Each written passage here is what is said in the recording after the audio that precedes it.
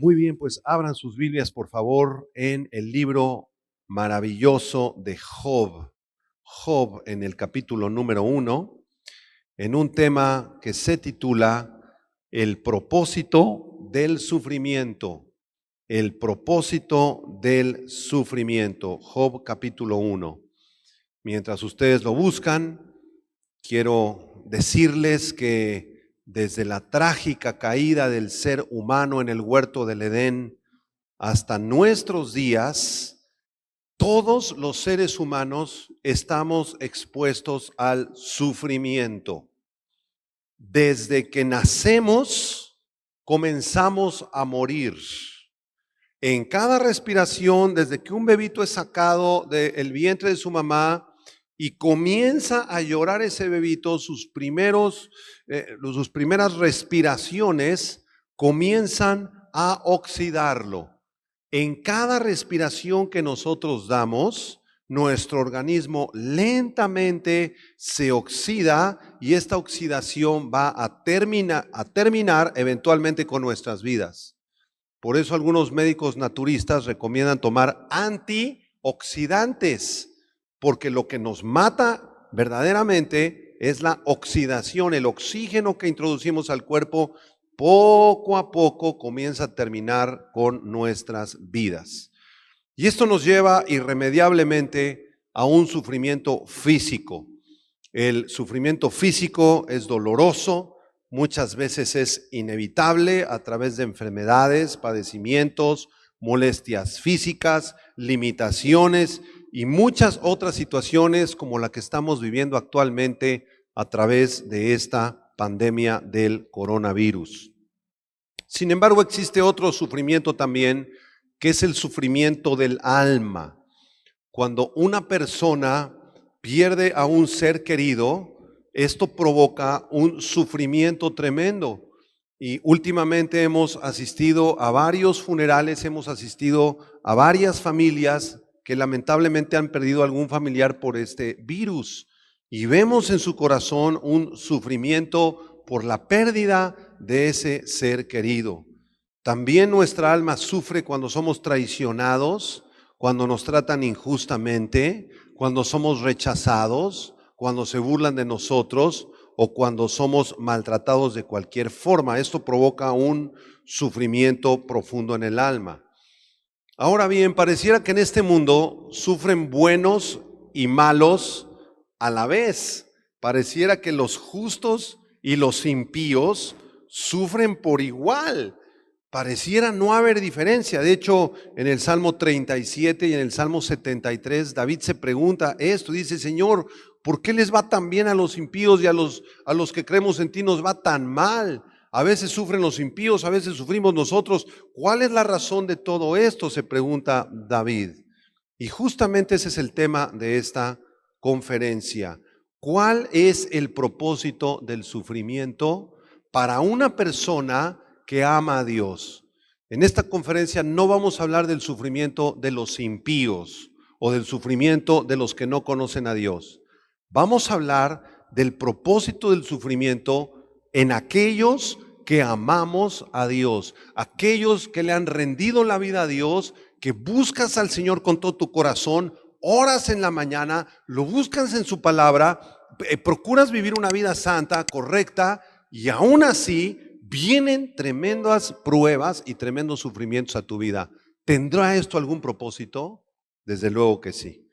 Vamos a estudiar el libro de Job capítulo 1 y vamos a ir versículo por versículo. Vean el versículo 1. Dice así Job 1:1. Hubo en la tierra de Uz un varón llamado Job, y este era hombre perfecto, recto, temeroso de Dios y apartado del mal.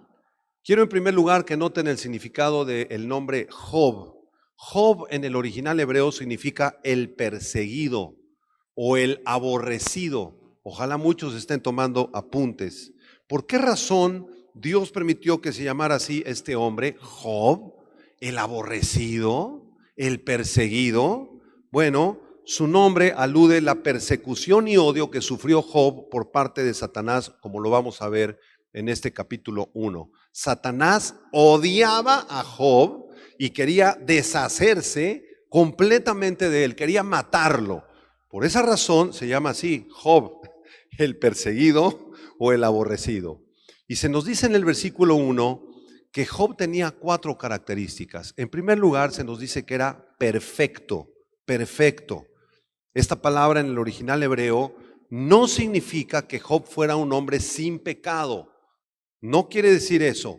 Más bien, en el original hebreo, esto quiere decir que Job era un hombre quieto, un hombre prudente, un hombre pacífico, un hombre irreprensible, un hombre que aunque era pecador, desde luego, tenía una vida correcta delante de Dios. Job era perfecto. En segundo lugar, se nos dice que era un hombre recto. ¿Ya lo viste? Versículo 1. Era recto. Esto quiere decir que Job se manejaba con integridad en todos los asuntos de su vida. Si Job debía dinero, lo pagaba a tiempo. Si Job debía impuestos, los pagaba a tiempo. Job era un hombre que se manejaba honestamente, correctamente en su sociedad.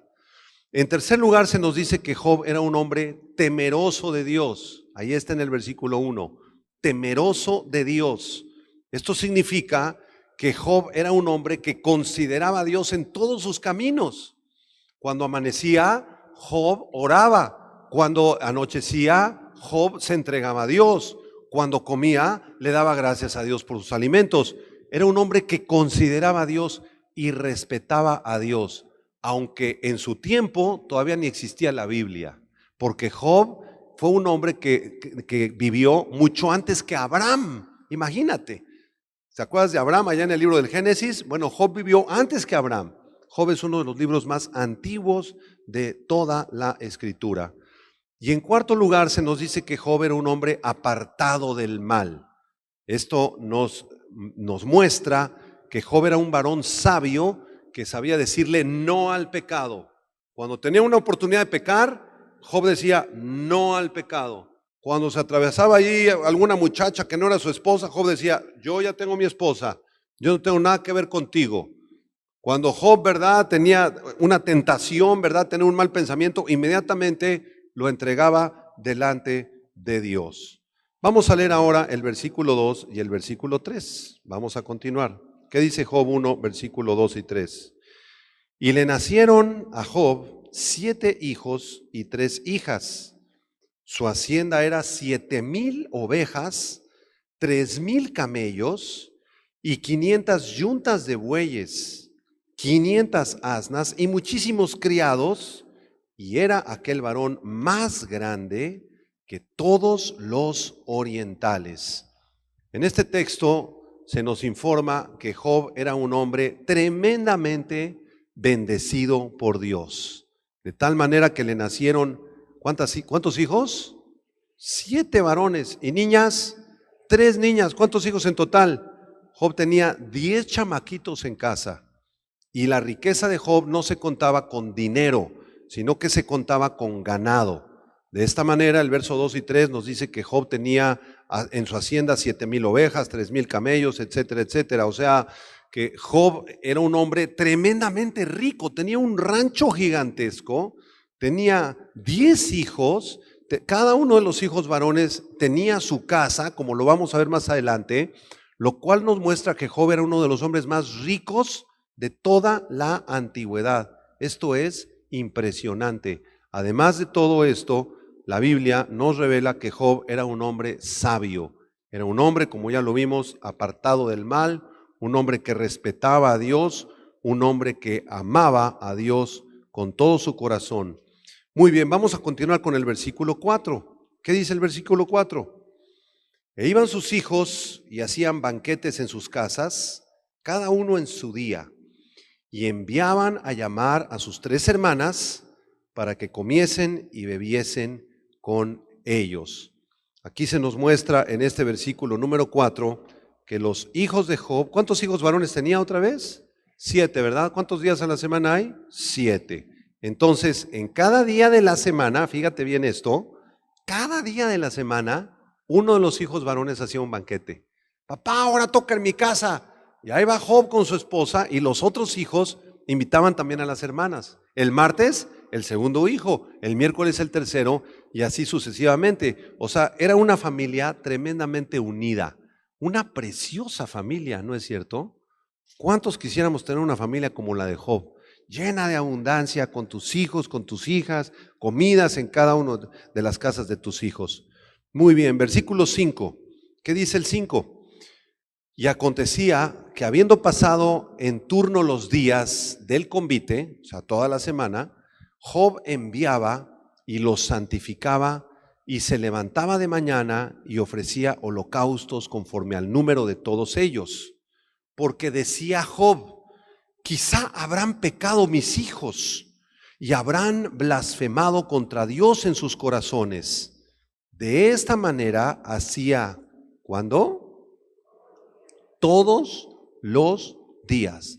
Después que pasaba la semana, Job se levantaba, aunque todavía no había una ordenanza acerca de los sacrificios, porque todavía ni siquiera el libro del Éxodo había sido escrito ni Levítico, pero Job sabía en su corazón que si sus hijos habrían pecado, necesitaba él hacer un sacrificio a favor de sus hijos, intercediendo por sus hijos para que Dios perdonara el pecado de sus hijos.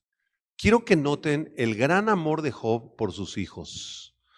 Muchos de los que estamos aquí somos papás y quiero decirte de parte de Dios, tú eres responsable de tus hijos, si son pequeñitos desde luego. Si tienes niños chiquitos de 4, 5 años, 8 años, 10 años, 15, 16, hasta los 18, 20 años, que ya empiezan a ser más independientes, tú eres responsable delante de Dios de la vida de tus chiquitos, ¿sí? Es diferente ya cuando son grandes, ¿verdad? El otro día llegó una hermana, ¿verdad? Me dice, ay, pastor, estoy muy preocupada por mi hijo porque anda en pecado y yo siento que yo soy responsable, yo soy la culpable de cómo anda mi hijo. Y le dije, ¿y cuántos años tiene el chiquilín? 45, pastor. Le dije, no, hermana, tú ya no eres responsable de su vida.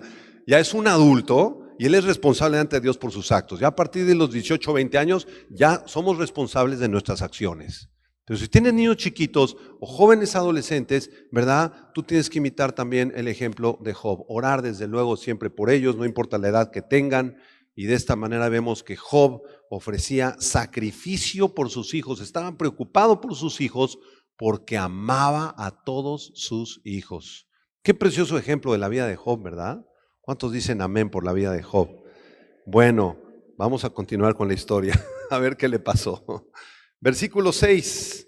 Aquí en el versículo 6 quiero que en tu Biblia pongas un paréntesis, porque aquí se abre un paréntesis.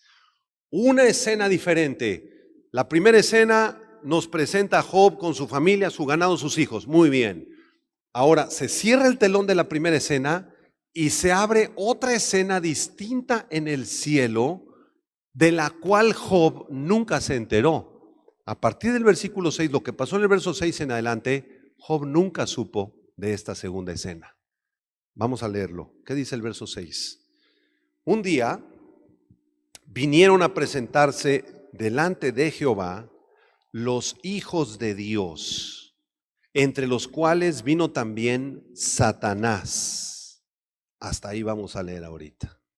De pronto la escena cambia. Pasamos de la tierra al cielo y aquí se nos dice que un buen día vinieron los hijos de Dios a presentarse delante de Dios, entre los cuales vino también Satanás. Subraya la expresión hijos de Dios. ¿A quién se refiere esa expresión la Biblia? ¿Será que vinieron los cristianos del siglo XXI? Somos hijos de Dios, ¿no? ¿Nosotros somos hijos de Dios, hermanos? Sí, desde luego. Entonces, ¿se estará refiriendo aquí el libro de Job a cristianos? No puede ser, porque los cristianos no comenzaron sino hasta el libro de los Hechos de los Apóstoles.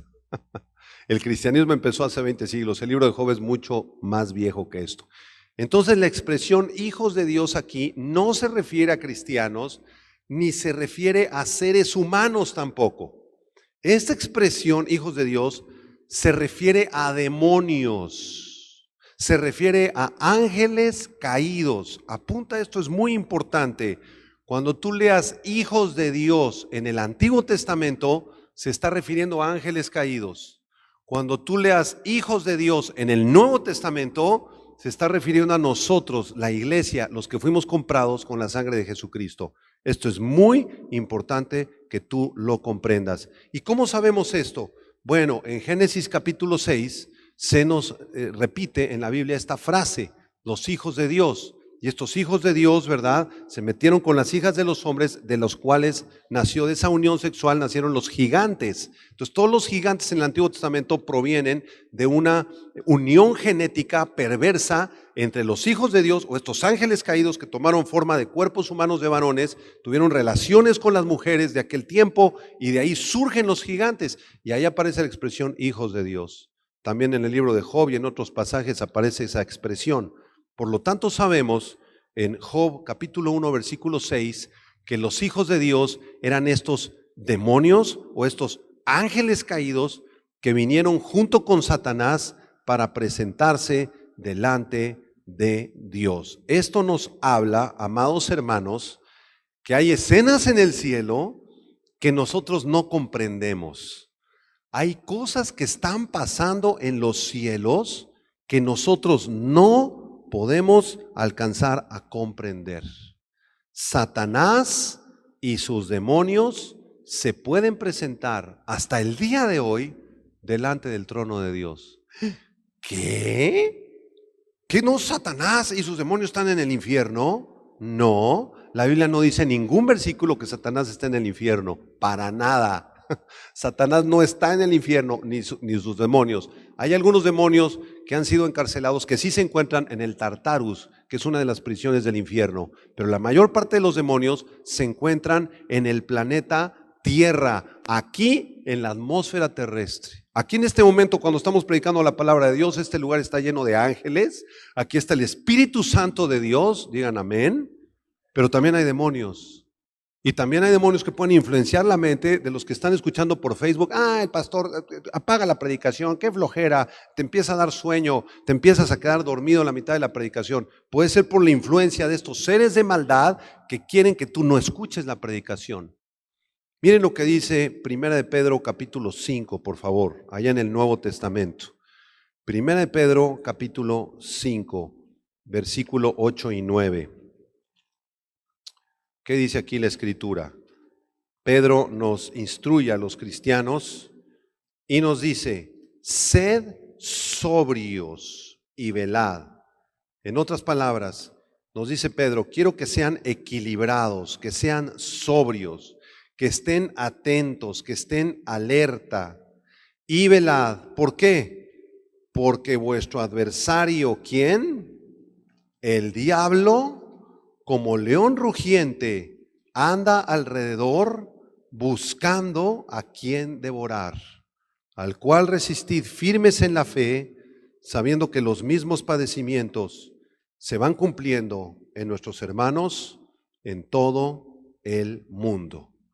Regresamos al libro de Job, porque aquí vamos a descubrir cómo Satanás vino delante de la presencia de Dios. Tiene acceso Satanás a la presencia de Dios con el propósito principal, apunta a esto, de acusar a los creyentes. Apúntalo.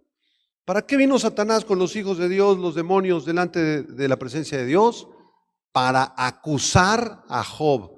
Satanás es el principal acusador de los cristianos. Satanás tiene un sistema de inteligencia impresionante, más avanzado que el FBI y que la CIA y que las computadoras más avanzadas del planeta Tierra. Y Satanás, a través de sus huestes diabólicas, sabe exactamente dónde vivimos, cómo nos comportamos, quiénes somos, cuáles son nuestras debilidades. Y él utiliza esa información para ir delante de Dios y acusarnos delante de Dios. Satanás es un acusador. Es un acusador, es un chismoso. Ahora, quiero que apunten las 3 estrategias de acusación de Satanás. Se las voy a enseñar, esto es muy importante que tú lo conozcas. En primer lugar, la primera estrategia de Satanás es acusar a los creyentes delante de Dios, como lo vamos a ver ahorita en el libro de Job. Él va y va a tener información tuya y te va a querer acusar. ¿Sabes qué, Señor? Mira, tu hija Margarita anda chismeando en la iglesia. Entrégamela, Señor. Mira, tu hijo Juanito, Señor, el más consagradito de la iglesia, anda evadiendo impuestos, Señor. Satanás va a querernos acusar delante de Dios. Segunda estrategia. Número 2, Satanás va a acusar a Dios delante de los creyentes. Segunda estrategia, Satanás va a acusar a Dios delante de los creyentes. Y cuando venga una prueba a tu vida, y cuando venga una enfermedad, una cosa tremenda que estás pasando, un sufrimiento, él va a querer acusarte y sembrarte pensamientos de incredulidad en tu corazón. Va a acusar a Dios delante de ti. Dios no existe, no es cierto, Él no está conmigo, Él ya me abandonó, ya se le olvidó mi vida, ya para qué leo la Biblia, para qué me discipulo, para qué me congrego, si Dios nunca me responde, Dios parece que está muy lejos. Y estos pensamientos son acusaciones de Satanás, está acusando a Dios delante de nosotros para que nos apartemos de Él. Este tipo de ataques viene mucho a la mente de los jóvenes. Hay muchos jovencitos que se desaniman de volada. Ya para qué voy a la iglesia, ya no voy a seguir leyendo, el pastor nunca me hace caso, no tengo amigos, nadie me pela, ¿para qué sigo yendo? Y estas acusaciones son tremendas, es la segunda estrategia. Y la tercera estrategia de las acusaciones de Satanás es la siguiente. Satanás es experto en acusar a los creyentes delante de otros creyentes, a meternos en problemas entre nosotros, acusarnos entre nosotros, a sembrar chismes, divisiones, pleitos dentro de la iglesia. Y esto comienza con la murmuración. ¿Ya viste el hermano? ¿Quién sabe en qué anda metido? Mejor ni te le acerques, no le hables a esa hermana, aquellos de ese grupo ni te les acerques, los de la escuela dominical, no quién sabe qué, y empieza a sembrar divisiones dentro de nosotros. Tengan mucho cuidado, hermanos, y discernamos las estrategias de Satanás. Cuando venga una acusación, tú sabes que eso proviene del diablo. Dios nunca, nunca, nunca nos va a acusar porque nos compró con la sangre preciosa de su Hijo Jesucristo para salvarnos y perdonar todos nuestros pecados y darnos vida eterna. Dale un aplauso de gloria al Señor. Amén. Vamos al versículo 7, Job 1:7. ¿Qué sigue? ¿Qué pasó en esta historia? Job 1, versículo 7. Y dijo Jehová a Satanás. Noten aquí cómo están los dos juntos, Repito, hay hermanos que piensan, no, Satanás nunca entra a la presencia del santo. Imposible que Satanás visite el cielo. La Biblia nos enseña claramente que Satanás tiene acceso al cielo. ¿Por qué razón? Porque ¿sabes quién es el que manda sobre Satanás? Dios. Satanás no se manda solo. Dios es el soberano del universo. Por esa razón aquí en el versículo 7 le dice Jehová a Satanás, ¿de dónde vienes? Respondiendo Satanás a Jehová le dijo, de rodear la tierra y andar por ella. Fíjense cómo en pocos segundos o minutos Satanás puede rodear la tierra. Es el príncipe de la potestad del aire. Él tiene temporalmente el título de propiedad de la tierra que le será quitado por el Señor Jesucristo cuando regrese Jesús en su segunda venida. Pero ahorita temporalmente Dios le ha permitido a Satanás gobernar sobre el planeta Tierra. Versículo 8. Y Jehová dijo a Satanás, ¿no has considerado a mi siervo Job? Que no hay otro como él en la tierra, varón perfecto, recto, temeroso de Dios y apartado de el mal. Así que viene Satanás, se presenta delante de Dios y Dios le dice, mira mi siervo Job, él es perfecto, temeroso de Dios, apartado del mal. Versículo 9, ¿qué sigue? Respondiendo Satanás a Jehová, dijo, ¿acaso teme Job a Dios de balde? ¿No le has cercado alrededor a él y a su casa y todo lo que tiene? Al trabajo de sus manos has dado bendición, por tanto, sus bienes han aumentado sobre la tierra, un gran rancho tiene lleno de animales. Pero extiende ahora tu mano y toca todo lo que tiene y verás si no blasfema contra ti en tu misma presencia. Una acusación directa sobre Job. Tal vez en la versión Reina Valera algunos no le entendieron muy bien. ¿Qué quiere decir eso? ¿Cuál es la acusación? Se los voy a leer en la Nueva Traducción Viviente para que lo entendamos más claramente. Job 1, versículo 9 al 11, Nueva Traducción Viviente. Escucha. Satanás le respondió al Señor: sí, Señor, pero Job tiene una buena razón para temer a Dios. Siempre has puesto un muro de protección alrededor de él, de su casa y de sus propiedades. Lo has hecho prosperar en todo lo que hace. Mira lo rico que es. Pero, Señor, extiende tu mano y quítale todo lo que tiene, y ten por seguro que te maldecirá en tu misma presencia. ¡Qué acusación de Satanás! ¿Qué estaba pasando por la mente de Satanás? ¿Cuál era la tesis de Satanás? Fíjense, esta era la tesis de Satanás. Satanás pensaba y piensa: los verdaderos cristianitos solamente son fieles a Dios cuando Dios los prospera. Nada más van a la iglesia cuando les va bien. Nada más oran y alaban al Señor cuando tienen salud. Eso es lo que piensa Satanás.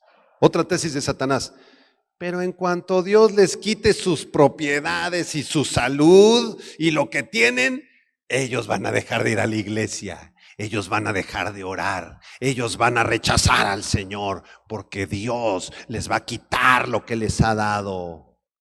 En resumen, el pensamiento de Satanás es este: la verdadera fe salvadora, apúntalo, la verdadera fe que salva puede ser quebrantada. ¿Ya lo vieron? Job, un hombre próspero, apartado del mal. Y Satanás le dice al Señor: sí, Señor, pero él está así, él te sirve y él es próspero y es íntegro por todo lo que tú le has dado. Quítale lo que tienes, Señor, y vas a ver cómo no blasfema de ti. Qué perverso corazón el del diablo. Versículo 12, ¿qué dice el 12? Acompáñenme. Job 1:12, versión Reina Valera. Dijo Jehová a Satanás: he aquí, todo lo que tiene Job está en tu mano. Solamente no pongas tu mano sobre él. Y salió Satanás delante de Jehová.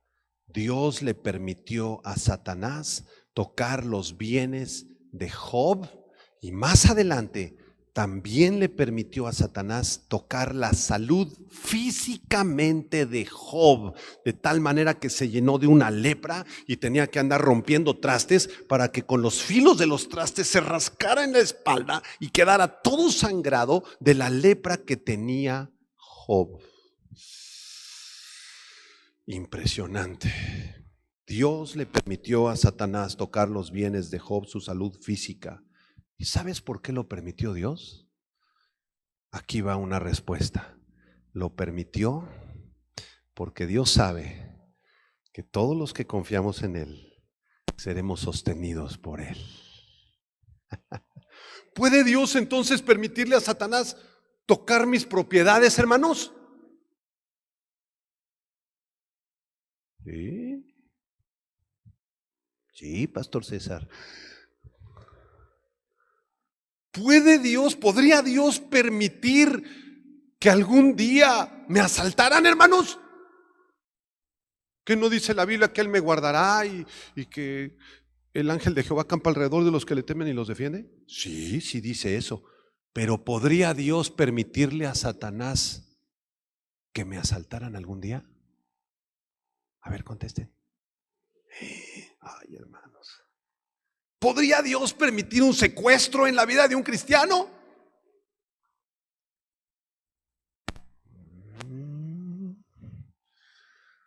¿Podría Dios permitir un fraude impresionante? ¿Todos tus ahorros de pronto se desvanecieron porque te hicieron fraude?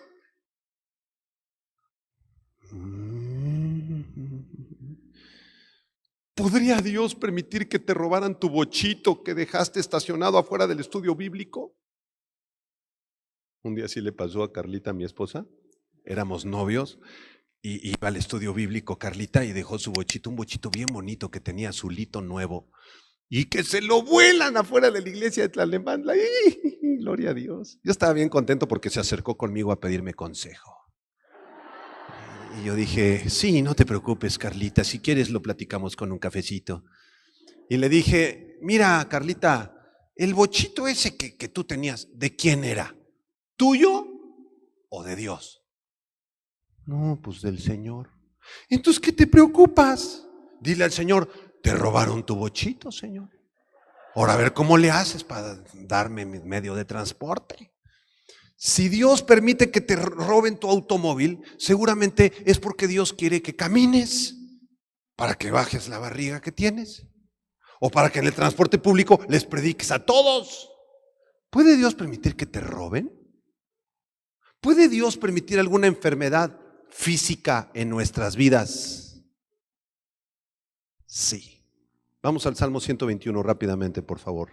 Salmo 121, versículo 4 al 8, porque esto es cierto, esto es muy importante lo que estamos viendo. Dios puede permitirle a Satanás o a sus demonios tocar nuestras vidas, tocar nuestras propiedades, tocar nuestra salud, pero jamás podrá tocar nuestra alma, porque nuestra alma fue comprada por la sangre de Jesús. Digan amén. Salmo 121, versículo 4 al 8, ¿qué dice? Vamos a leerlo todo, no nada más del 4 al 8. A ver, déjenme buscarlo aquí en mi Biblia. Salmo 121. ¿Están listos para leerlo en voz alta? Con todo y cubrebocas. Amén. ¿Qué dice el Salmo 121? Vamos a leerlo todo completito. ¿Qué dice? Alzaré mis ojos a los montes. ¿De dónde vendrá mi socorro? Mi socorro viene de Jehová, que hizo los cielos y la tierra. No dará tu pie al resbaladero, ni se dormirá el que te guarda. He aquí, no se adormecerá ni dormirá el que guarda a Israel. Fuerte, Jehová es tu guardador, Jehová es tu sombra, tu mano derecha. El sol no te fatigará de día, ni la luna de noche. Jehová te guardará de todo mal. Él guardará ¿qué? ¿Tu bochito? No, no dice eso. Él guardará tu casa. No. Él guardará, ¿qué dice? Él guardará tu alma. Jehová guardará tu salida y tu entrada desde ahora y para siempre. El Señor prometió guardar nuestra alma. Las tesis de Satanás son equivocadas. Él dice, la fe con la que Cristo salvó a los cristianos se va a romper y yo voy a demostrar que se rompe. Pero Dios dice en su palabra, la verdadera fe salvadora es inquebrantable. Nada ni nadie nos podrá separar del amor de Dios que es en Cristo Jesús. Así que hay escenas en el cielo que ni tú ni yo conocemos. Tal vez el día de ayer hubo alguna reunión en el cielo que tú desconoces, donde Satanás te está acusando, donde Satanás está pidiéndote para ser entregado temporalmente a él, para afligirte, para probarte, para ver en dónde está puesta tu fe y tu confianza. Pastor, pero ¿cómo es posible que Dios nos entregue a Satanás? Sí. El Señor Jesucristo fue entregado a Satanás en la cruz del Calvario, fue destrozado por unos momentos. Satanás quiso destrozar el cuerpo del Señor Jesucristo, pero nunca pudo tocar su alma, porque Dios es el guardador de nuestras almas. ¿Ya vas comprendiendo? Dile a la persona a tu lado, ups. Si yo pensaba que ser cristiano es que todo nos iba a ir bien y que nunca nos íbamos a enfermar y que siempre íbamos a tener dinerito y que nunca nos iban a secuestrar y que nunca nos iban a traicionar, pues no sé en qué cristianismo estabas tú. Tal vez te predicaron el evangelio de la prosperidad. ¿Qué es lo que eso enseña? Es un evangelio falso, blasfemo, antibíblico, porque la Biblia enseña otra cosa muy diferente, que es lo que estamos viendo aquí. En este mundo vamos a sufrir, hermanos. La pregunta no es si vamos a sufrir o no. Claro que vamos a sufrir. La pregunta es, ¿quieres sufrir con Cristo o sin Cristo? Esa es la pregunta. Regresamos a Job capítulo 1. ¿Están aprendiendo algo? Yo también. Job capítulo 1, versículo 13 en adelante. Vamos a ver qué es lo que le pasó a nuestro amigo Job, el santo, el perfecto. Vamos a ver qué le pasó. Job 1:13. Y un día aconteció que sus hijos e hijas comían y bebían vino en casa de su hermano el primogénito. ¿Se acuerdan que cada día comían en cada casa de los hermanos? Versículo 14. Vino un mensajero a Job y le dijo: estaban arando los bueyes y las asnas, paciendo cerca de ellos, y acometieron los sabeos, eran unos enemigos de ellos, y los tomaron y mataron a los criados a filo de espada. Solamente escapé yo para darte la noticia. Job, entraron los sabeos y mataron a todos. Nada más yo me escapé. Versículo 16. Aún estaba hablando cuando vino otro que le dijo: fuego de Dios cayó del cielo, que quemó las ovejas y a los pastores y los consumió. Solamente escapé yo para darte la noticia. ¿Quién envió el fuego, hermanos? Dios, ¿verdad? Sí, Dios. Ahí dice, ¿no? Fuego de Dios. ¿Quién permitió ese incendio? Dios. Versículo 17. Todavía estaba hablando y vino otro que dijo: los caldeos hicieron 3 escuadrones y arremetieron contra los camellos, se los llevaron, mataron a los criados a filo de espada, y solamente escapé yo para darte la noticia. Ya mataron a todos los criados, Job, a todos tus empleados, todos se murieron, solamente me escapé yo. Versículo 18. Entre tanto que hablaba, vino otro que le dijo: tus hijos y tus hijas estaban comiendo y bebiendo vino en casa de su hermano el primogénito, y un gran viento vino del lado del desierto y azotó las 4 esquinas de la casa, la cual cayó sobre los jóvenes y se murieron. Solamente escapé yo, Job, para darte la noticia.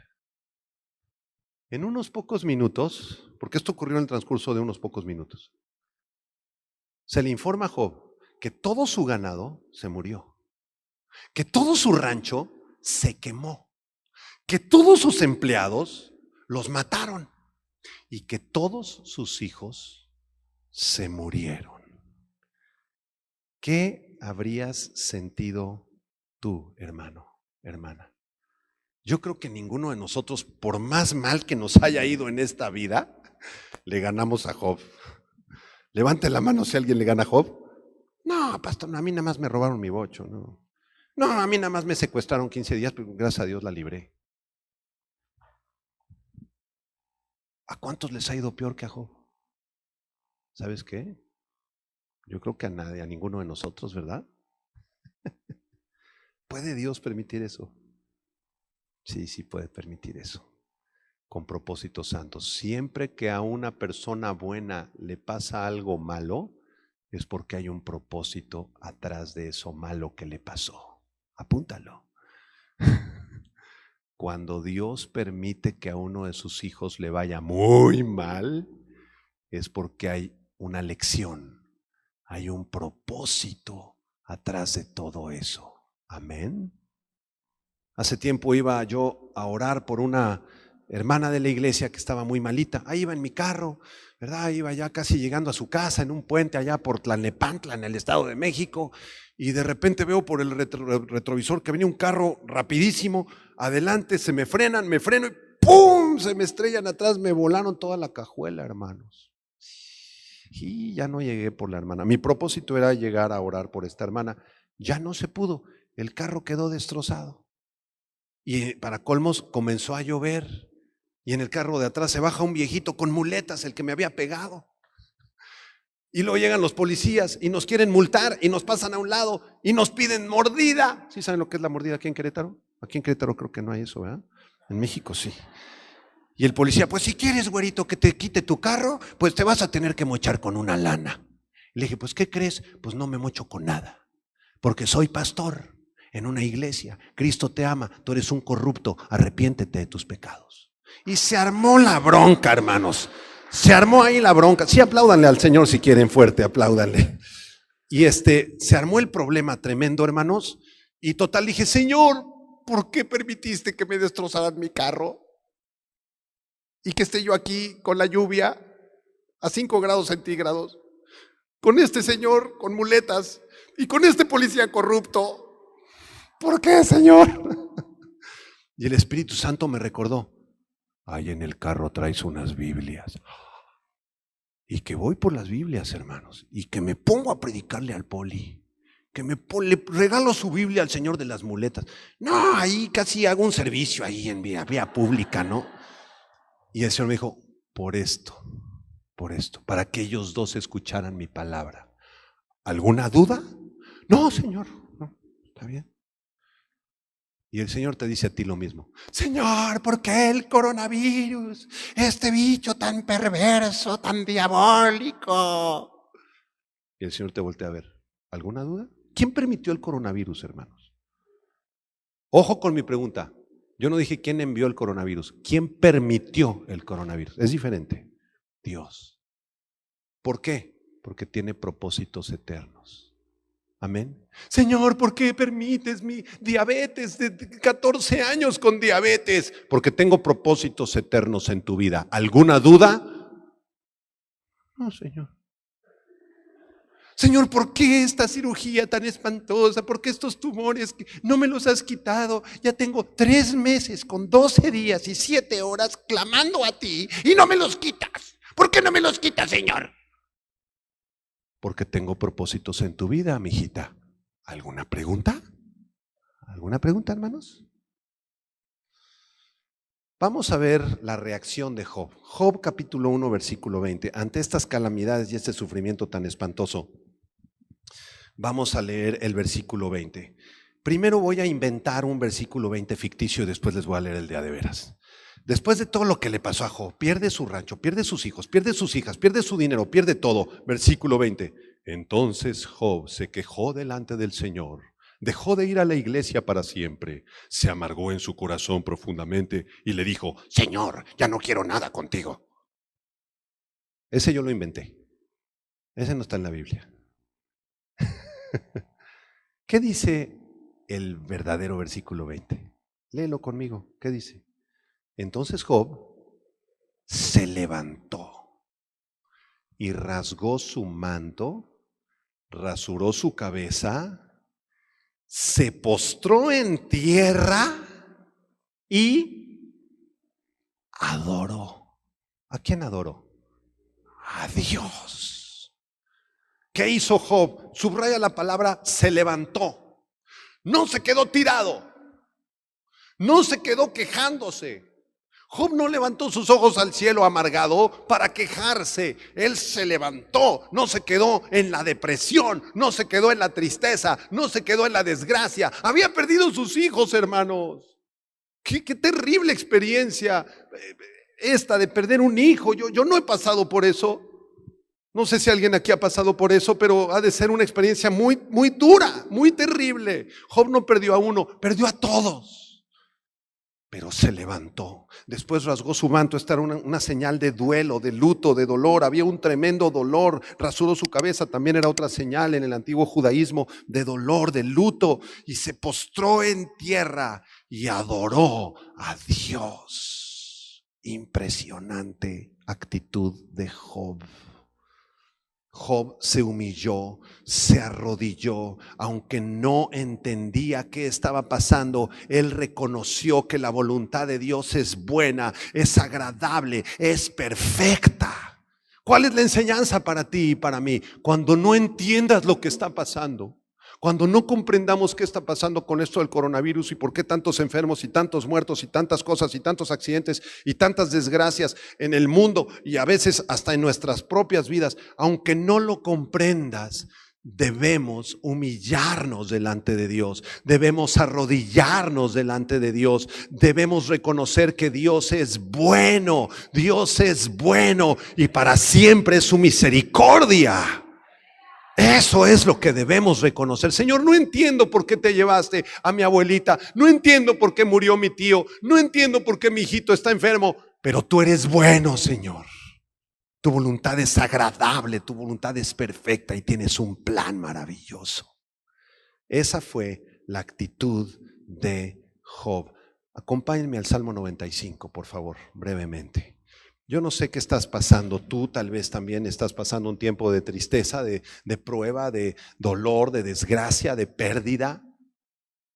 Pero si ese es tu caso, yo quiero pedirte, por favor, que leas conmigo el Salmo 95, versículo del 1 al 8, porque lo mejor que podemos hacer es alabar a Dios, adorar a Dios y bendecirlo, aunque no entendemos muchas cosas. Por favor, vamos a decir en voz alta el Salmo 95. ¿Me acompañan? Del 1 al 8 dice: venid, aclamemos alegremente a Jehová. Cantemos con júbilo a la roca de nuestra salvación. Lleguemos ante su presencia con alabanza, aclamémosle con cánticos. ¿Por qué? Porque Jehová es Dios grande y Rey grande sobre todos los dioses, porque en su mano están las profundidades de la tierra y las alturas de los montes son suyas. Suyo también el mar, pues él lo hizo, y sus manos formaron la tierra seca. Venid, adoremos, postrémonos, arrodillémonos delante de Jehová nuestro Hacedor, porque Él es nuestro Dios, nosotros el pueblo de su prado y ovejas de su mano. Si oyereis hoy su voz, no endurezcáis vuestro corazón como en Meriba, como en el día de Masaj en el desierto.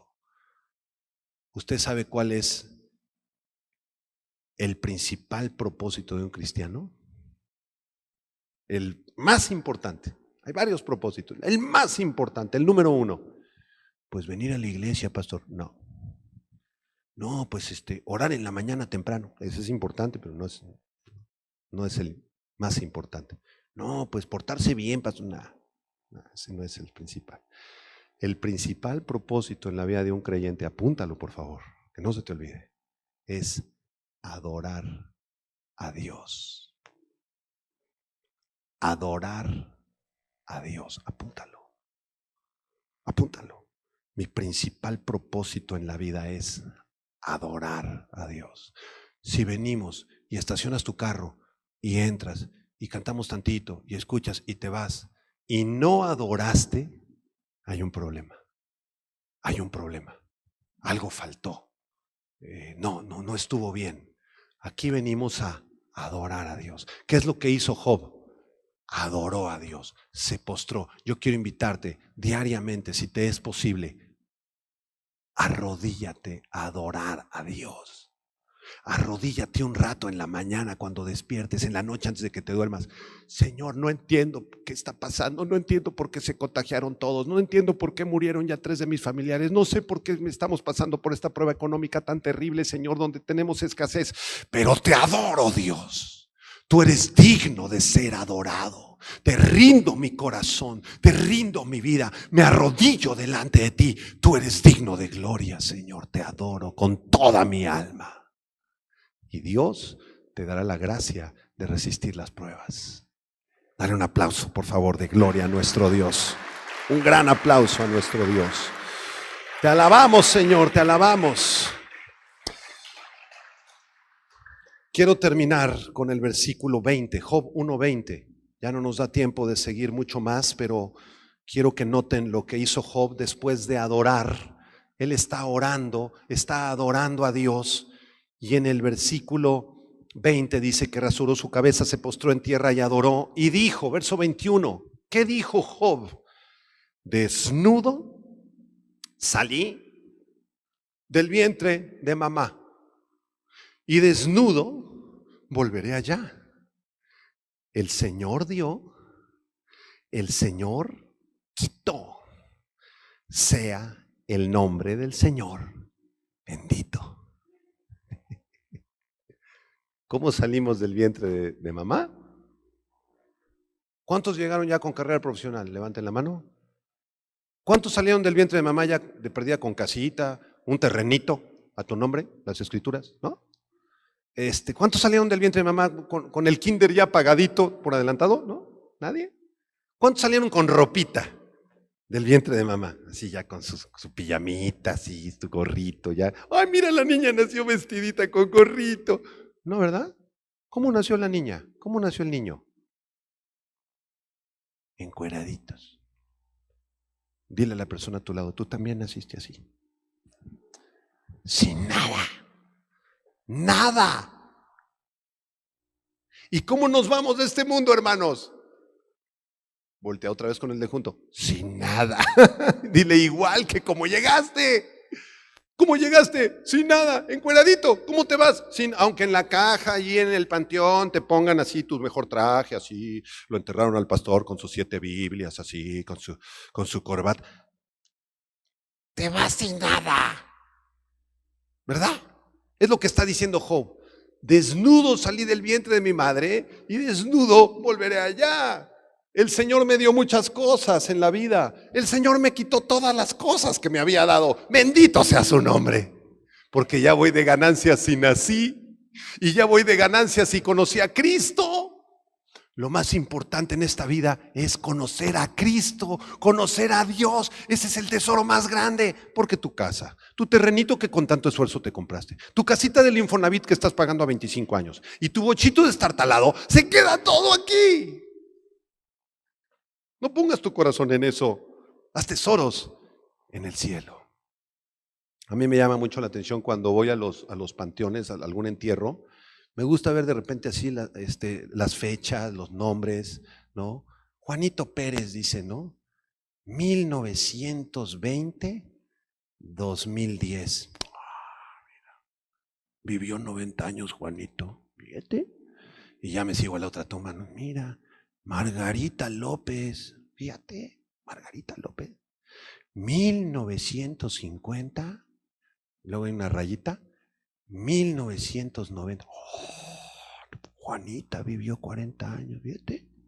No sé por qué tengo esa maña, ¿no? Me gusta así. Y fíjense que he observado que entre las dos fechas hay una rayita. No sé si la han visto. ¿Han visto la rayita?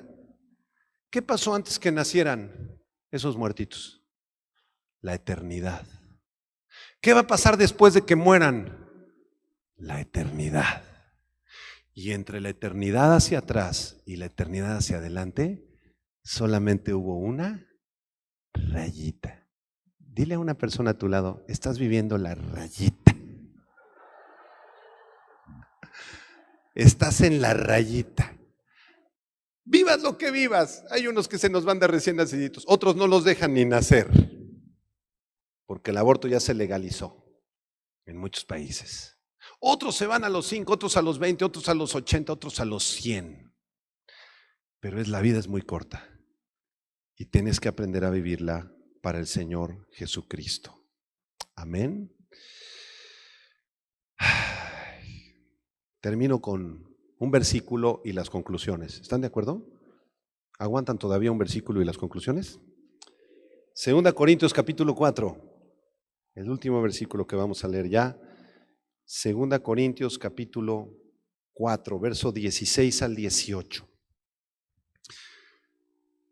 Los cristianos debemos adorar a Dios en medio de las pruebas. Tal vez nunca entendamos por qué Dios permitió ese dolor o ese sufrimiento en tu vida. ¿Por qué, Señor?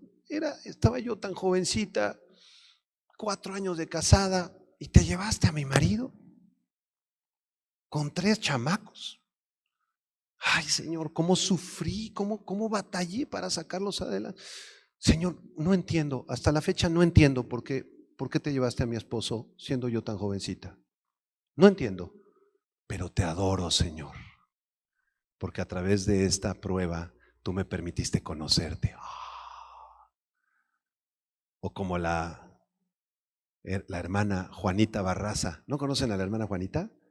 ¿No la conocen? Juanita Barraza se hizo muy famosa en la Ciudad de México porque asesinó a más de 15 abuelitas. Le decían la mataviejitas. No sé si ubican a esta mujer. Y un día tuvimos la oportunidad de ir con ella al reclusorio, a Santa Marta, Catitla. Y salió doña Juanita así, grandota, así, mide como un 80. Imagínense, yo mido 2 metros, yo la veía así, ¡ay, está bien alta! Y le dije, doña Juanita, siéntese a escuchar la palabra de Dios. Le predicamos el Evangelio de la Gracia del Señor Jesucristo. Se puso a llorar, estuvo llorando como bebita varias horas y le entregó su vida a Jesucristo. Le entregó su vida a Jesucristo. ¿Por qué, Señor, permitiste que yo creciera en ese ambiente y que me convirtiera en una asesina y que hiciera tantas barbaridades y que terminara en la cárcel con una condena de 780 años de prisión, Señor? ¿Por qué tantas desgracias? ¿Por qué tanto sufrimiento que me causaron y que causé? ¿Por qué, Señor? Y posiblemente la respuesta de Dios es, porque un día iban a ir unos pastores de Vida Nueva para el Mundo y te iban a compartir el evangelio, y la cita era en Santa Marta, Catitla, mijita. Por eso tenías que estar ahí. Es nada más una idea que se me vino a la mente. 2 Corintios 4, versículo 16. ¿Qué dice? Dígalo fuerte, por favor. Por tanto, no desmayamos. Aunque nuestro hombre exterior, el cuerpo, se va desgastando, se nos va oxidando, como decíamos en la introducción. El interior, ¿cuál es el cuerpo interior? El alma, el espíritu también. No obstante, se renueva de día en día. Diga conmigo, díganlo, porque esta leve tribulación momentánea produce en nosotros un cada vez más excelente y eterno peso de gloria. Noten cómo Pablo le dice a los sufrimientos de la vida, les llama leve y momentáneo. Ay, esta golpiza es algo leve y momentáneo. Ay, esta cárcel en la que estoy es algo leve y momentáneo. Este dolor de cabeza y mi diabetes es algo leve y momentáneo. Versículo 18. No mirando nosotros las cosas que se ven, sino las que no se ven. Pues las cosas que se ven, ¿qué son? Son temporales, pero las que no se ven son eternas. Dios es eterno, Cristo es eterno, su Espíritu es eterno, la salvación es eterna. Pon tu mira en las cosas que no se ven. Amén. Conclusiones, terminamos. Conclusiones. Número 1, hay asuntos que se están llevando a cabo en el cielo acerca de los cuales nosotros no estamos enterados, pero afectan nuestras vidas. Número 2, aún el mejor esfuerzo por explicar los sufrimientos y los problemas de la vida es inútil. No trates de explicar los sufrimientos y las desgracias en la vida, porque la respuesta solo la tiene el Señor. Y tal vez cuando llegues al cielo te será revelado. Ni tú ni yo somos dioses. Número 3, los cristianos vamos a sufrir. Cosas malas les suceden todo el tiempo a personas buenas, y esto incluye a los hijos de Dios. Por esta razón, no podemos juzgar la espiritualidad de una persona por sus sufrimientos o por sus éxitos. Si llega un hermano y te dice, ay hermano, ¿qué crees? Me enfermé, me diagnosticaron una enfermedad terminal. Seguramente es por su pecado. Ay, cálmate, Espíritu Santo. Hermano, ¿qué crees? Entraron a la casa y nos robaron, se llevaron todo, la televisión, hasta el perro se llevaron. Seguramente es por su incredulidad de esos hermanos. ¿Tú quién eres para juzgar eso? Hay cosas que Dios permite que le puedan pasar a sus hijos que andan en santidad, como ya lo vimos en el mensaje. Número 4, aunque Dios pareciera estar lejos, la perseverancia en la fe es una virtud muy noble que reconoce a Dios como bueno, la perseverancia en la fe. Número 5, el creyente en medio del sufrimiento no debe abandonar a Dios. Esto es muy importante. En medio de tu sufrimiento no abandones a Dios, acércate a Él y adóralo, y adóralo. Y número 6, el sufrimiento puede ser muy intenso, pero al final terminará en cosas buenas. Dios te bendecirá grandemente, aquí en la tierra o en el cielo, como Él lo decida. Dios te puede restituir todo y bendecirte aquí en la tierra, como pasó con Job, si ustedes siguen leyendo, o en el cielo. Y número 7, para terminar, esta es la lección más importante del libro de Job. La verdadera fe salvadora, apúntalo, es inquebrantable. La tesis de Satanás era mentira. Si tú naciste de nuevo, escucha, si tú naciste de nuevo y conoces a Dios y Dios te dio fe salvadora, esa fe salvadora es inquebrantable. Se dobla, pero nunca se rompe.